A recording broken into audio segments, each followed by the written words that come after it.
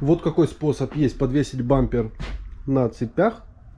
Здесь я изоленту вот зафиксировал, чтобы не поцарапалась краска. Здесь у меня тряпочки все, чтобы не поцарапалась фара, ну и сам бампер. Значит, вот так вот у нас бампер уже гуляет. И можно его спокойно уже отцепить провода, отцепить, значит, омыватель, и можно этот бампер отодвинуть и потихоньку спустить, положить, потом его перенести. Это если ты один и тебе неудобно.